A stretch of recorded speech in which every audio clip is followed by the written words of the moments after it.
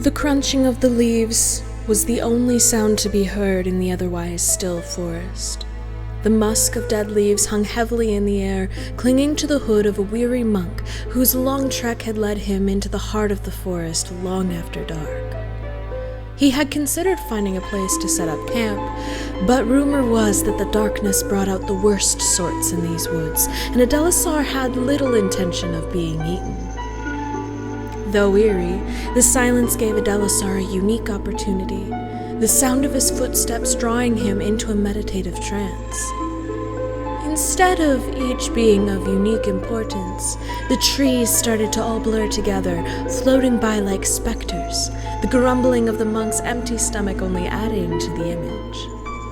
Cool, crisp breezes acted as ghostly chills, and yet were muted by the relentless rhythmic crunching beneath Adelisar's feet.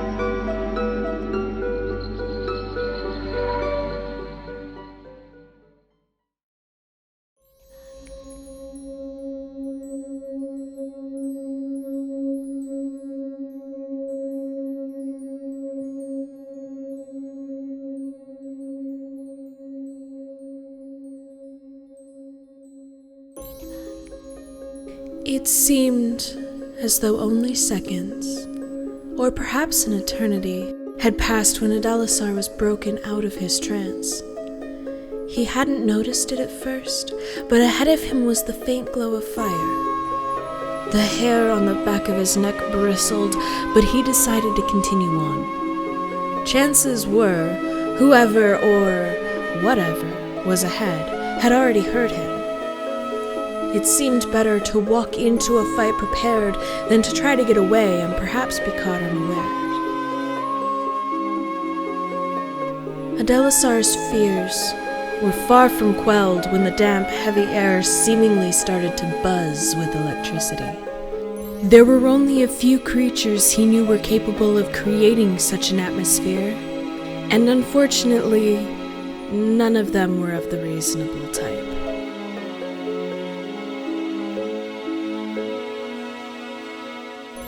Of course, there was a slim chance that he would be met by a friendly traveler well versed in the art of magic, but it was far from likely.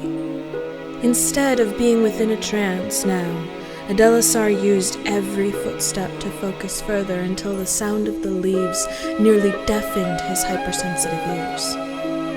Despite deliberately focusing to heighten his senses, however, Adelisar could smell nothing besides the dank earth and smoke. While concerning, he assumed that either he simply wasn't near enough or that the stench of decay was enough to overpower whatever else he might have picked up.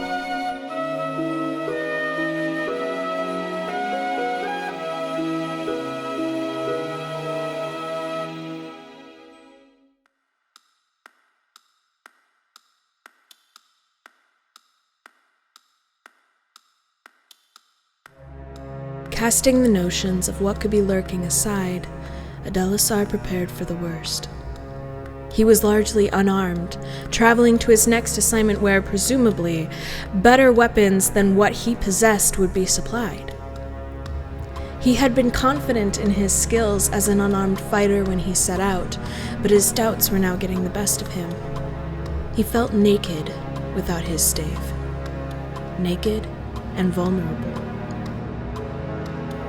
As he grew closer to the flame, he was slightly comforted by the fact that he still could not pick up any other sense, seeing as many of the creatures he had envisioned would reek of either magic or of filth.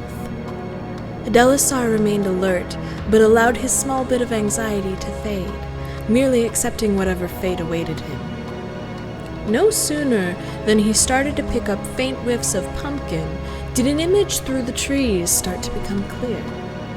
It took only but a second for him to identify the being sitting next to the campfire. Witch.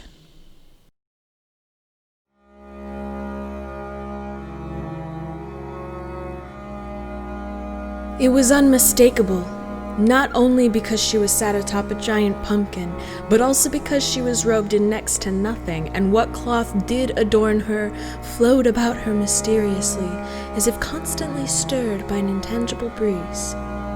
She was humming softly to herself, a black and white cat asleep next to her feet.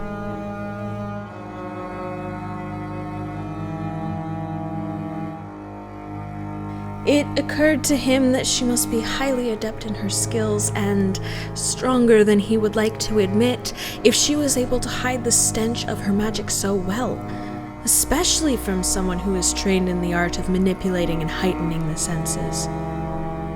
Whatever comfort he might have found in knowing what was ahead was utterly destroyed, and he knew not whether he was about to come across friend or foe. A foe of this caliber would likely be detrimental to his health, if not outright lethal. Thoughts of possible outcomes swirled around in his mind. He didn't quite like the idea of meeting his demise, but almost every scenario ended with his death. The reputation of witches wasn't very stellar. Many of them were tricksters, blessed at birth with an unordinary aptitude for magic. Some speculated that they were the children of the Fae, or that they were the half-human children of nymphs. Judging by the clear control this witch had on her magic, and with seemingly so much ease, those speculations didn't seem so unlikely.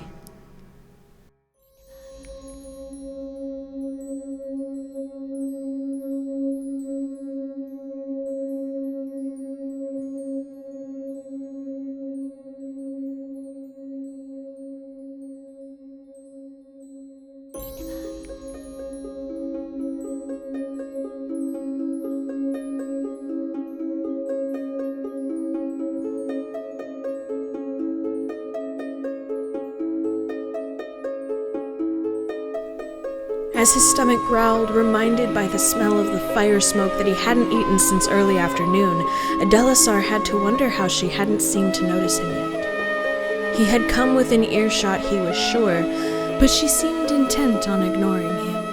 It wasn't until he unconsciously veered off the path slightly toward her camp that he heard a voice call out to him. "Why don't you come out of the darkness and sit with me?" The voice was surprisingly light and playful, giving Adelisar no cause for alarm.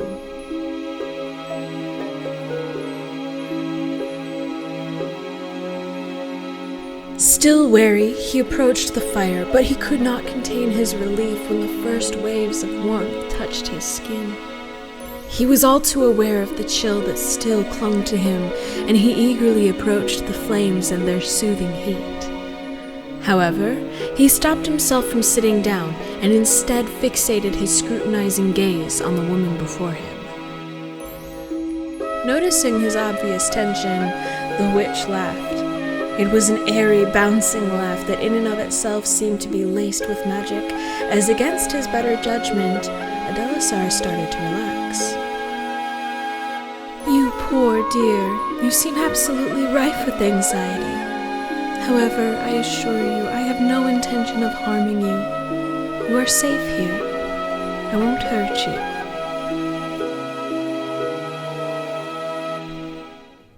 The witch's expression suddenly turned dark, and Adelisar was almost certain that he had been duped.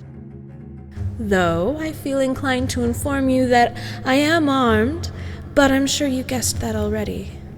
I can imagine that you figured out I was a witch long before I called out to you. You seem of the intelligent variety. That being said, you also seem to approach me quite easily and without much hesitation. It leaves one wondering."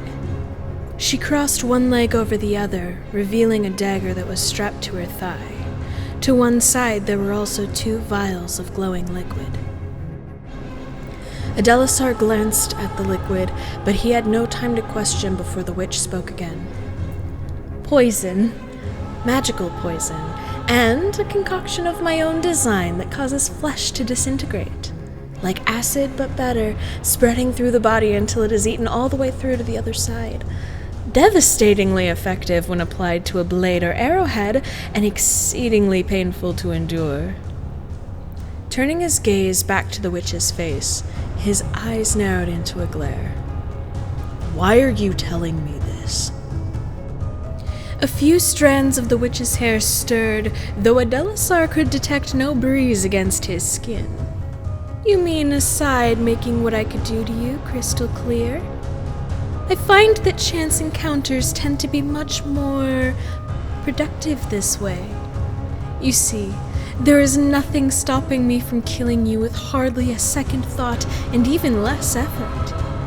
Whether it be because of my magic or because of the things I arm myself with, I could easily spend the rest of the night torturing you until you begged me to end your life.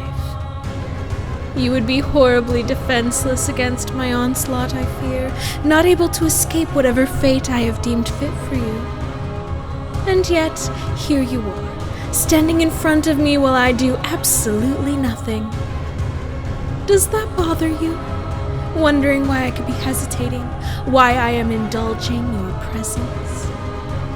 Does it make your skin crawl or your heart race in anticipation? Regardless, it is all for naught, I fear. If I truly had any intention of harming you or killing you, don't you think I would have done so already?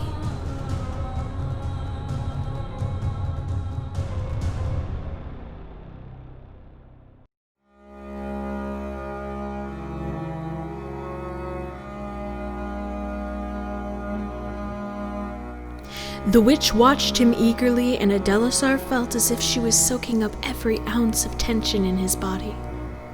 Then something unexpected happened. The witch's features appeared to soften, her eyes no longer carrying the piercing glint Adelisar had found difficult to ignore. No, you poor thing. I have no intention of killing you or causing you any harm. In fact, I tell you these things so that you might take comfort in my inaction and hopefully deem it safe enough to keep me company for a while. Noticing that Adelisar wouldn't be quick to trust her, she lowered her voice into a soothing croon. What I did was cruel, and I am truly sorry for that. I'm not going to hurt you, Dragonfly. I promise. She gestured at the ground in front of the fire, and this time, Adelisar sat down. He sat in silence for a few moments, still questioning her true motives, and at the same time marveling at his apparent good fortune. When he spoke, he did so softly. Why haven't you attacked me? I would be easy prey, wouldn't I? Alone at night, unarmed. Also, why did you call me Dragonfly? As if it was of no consequence, the witch produced a small orb of light and played with it aimlessly. It wouldn't have been any fun to kill you, even though... She captured the orb in her fist and turned her gaze to Adelisar. It seems that you are much more than what you appear to be. As for calling you Dragonfly, I did so because I do not know your name. Besides, it seems that you are quick in wits. And body? Tell me I'm wrong. Her lips curled upward into a coy smile. Adelisar raised an eyebrow slightly in a mixture of awe and amusement, though he knew he shouldn't have expected anything less of a witch, especially one of her skill. No, you're not wrong. I was trained to use my body and my mind effectively. The witch's smile grew. Then there must be no doubt that you know the extent of the powers I possess? None. Good. It is quite exhausting going through all of the demonstrations as is. And of course, I could call you nicknames all day long, but I would much prefer to actually call you by your real name. Adelasar hesitated before finally responding to the witch. Adelasar. My name is Adelasar. A flash of amusement crossed the witch's face. Adelasar, huh? You must be elven with a name like that. Though I would wager you're only half-elf, given that rather substantial cowl you're wearing. Adelasar paused, all too familiar with the stigma that comes with being half-elf, half-human. Yes, a half-elf monk. Explains why you seem so on edge about me, outside of my rather obvious attempt at scaring you away, of course. The monks don't generally tell very attractive tales about my kind. They are all around too afraid of our ability to dull your senses and slow down your movements. Besides, they seem hardly the kind that would actually accept that there are plenty of us that don't go looking for or starting any trouble. Nobody seems to have very positive stories to tell about your kind, witch. You can call me by my name. It's Myrna. And if nobody you know has anything nice to say about witches, then you are traveling in the wrong circles, my friend. Myrna released the ball of light she had enclosed in her fist and watched it float away and disappear. Though, I must also admit that there are some of us who have chosen to take a somewhat unsavory approach to life. Myrna seemed completely unfazed by her statement, though Adelasar could scarcely hold back his ill-mannered comments about how there were plenty of witches who lived to torment others. However, he elected to give her the benefit of the doubt and hope that she had indeed been truthful about those who don't choose to lead such insidious lives. Instead, he opted for a comment that was almost equally bad. You seem like you would derive pleasure from the thrill of the hunt, so to speak. Do you? Would you have attacked me if circumstances were different? Myrna's face fell, darkness clouding her expression. I know I have given you no reason to think otherwise, but no, Adelasar. I don't find hurting people or tormenting them to be of any great joy. A lot of it is simply a ruse. A mask I wear to make my existence a little more bearable. Then why? Myrna cut off Adelasar before he could continue. Because it is easier when you are feared. Wouldn't you agree? Myrna looked back at Adelasar, her eyes slightly glimmering in the firelight as if she was about to cry.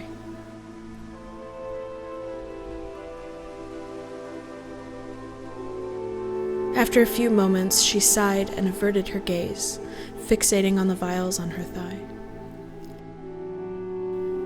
They're merely a comfort, something I can use to protect myself if the need arises. Overkill if it was most people or creatures, but there are some out there developing magic containment systems. I would be rendered powerless if I fell into the wrong hands, and the hands that want me are many.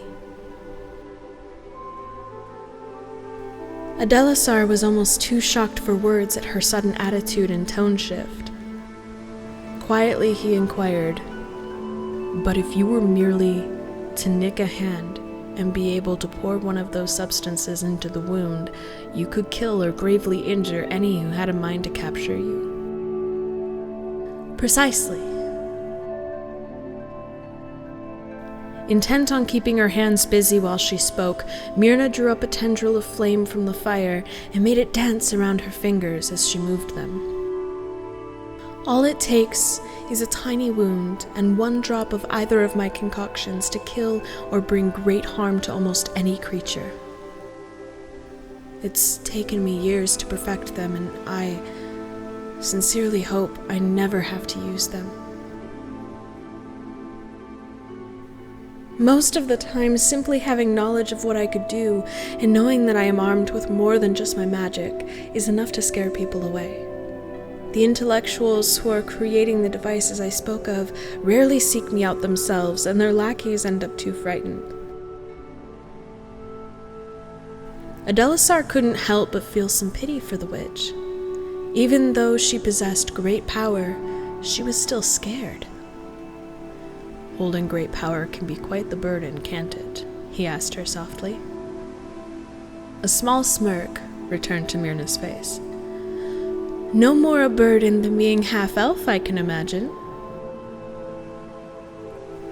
A chuckle escaped Adelisar's lips.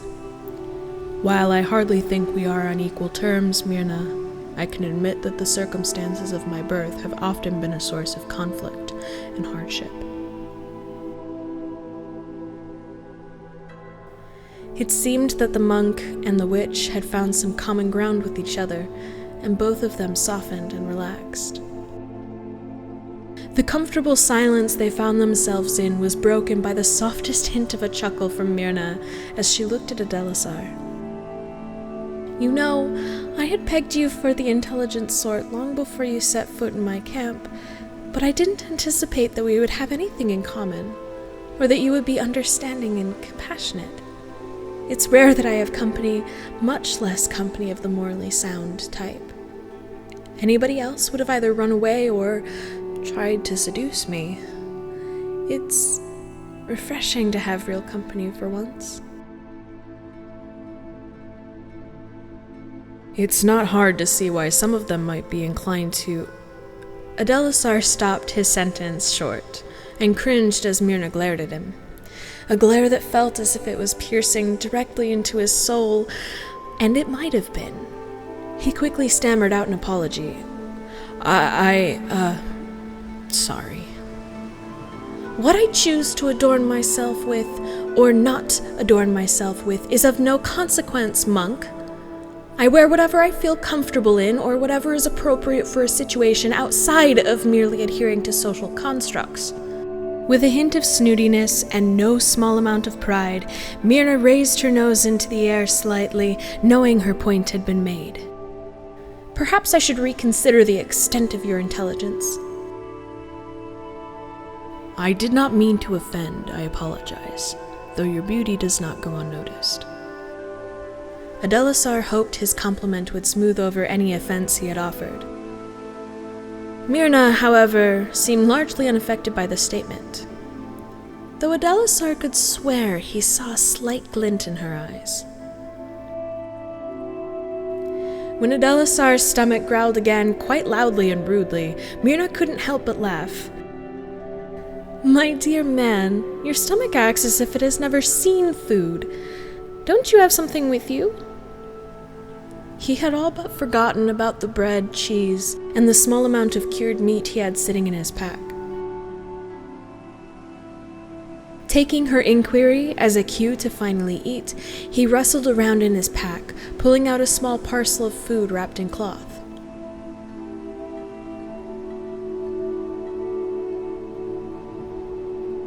When he set it in front of him and started to unwrap it, the cat at Myrna's feet started to stir and sniffed the air. When the cat's eyes opened and it saw Adelisar, its curious nature quickly turned to hostility. Jumping to its feet as it hissed, it arched its back and glared at him. Myrna had to suppress laughter as she reached down to soothe her companion. "It's all right, Asha. He's a friend." After a moment of careful contemplation, the cat sat down and wrapped its tail around Myrna's leg, but it still stared unwaveringly at Adelisar. "Excuse her. She doesn't like strangers."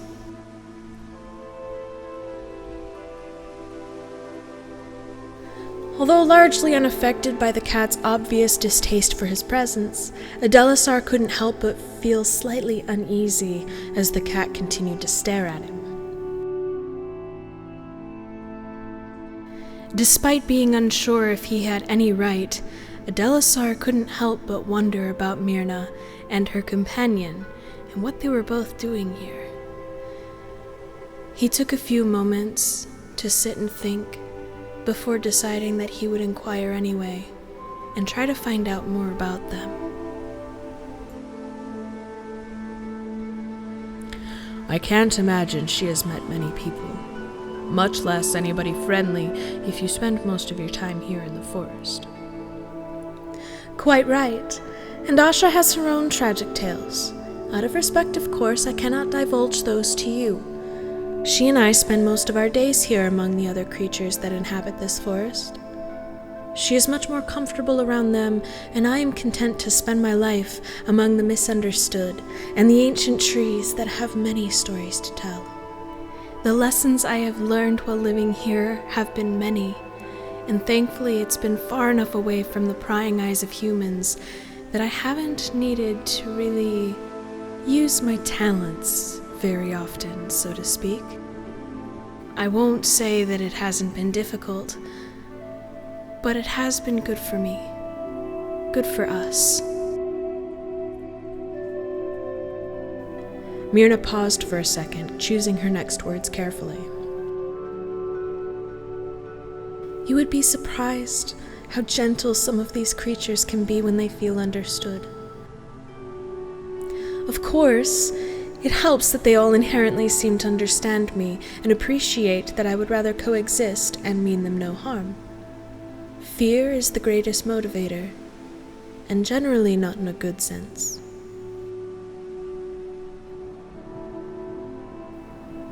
Adelisar could only nod, taking in what Myrna had said. He had spent so much of the journey taking precautions, even though he had let his guard fall after a while. It never occurred to him that perhaps the creatures lurking in the darkness might feel the same exact fear, and that's what prompted them to attack. While he had heard tales of treachery and spent a fraction of his life working in a hospice that saw the result of many attacks from goblins, imps, and the like, he was starting to wonder how much of that was sparked by true malice and which were sparked by fear. Adelisar started munching slowly on a piece of hard cheese as he contemplated those thoughts.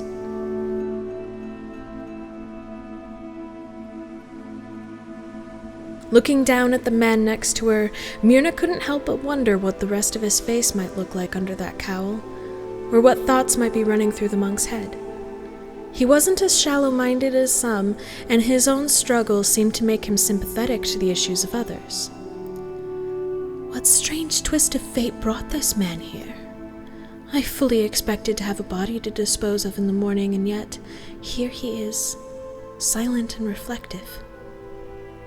What confused her even more was his willingness to accept her when he had heard nothing but the worst.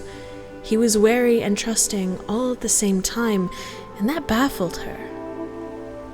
She couldn't bring herself to speak and interrupt his silence, so she merely wondered about him, about the things that he might have seen or been told, what training to be a monk would be like, and above all else, wondering what he might look like under that hood.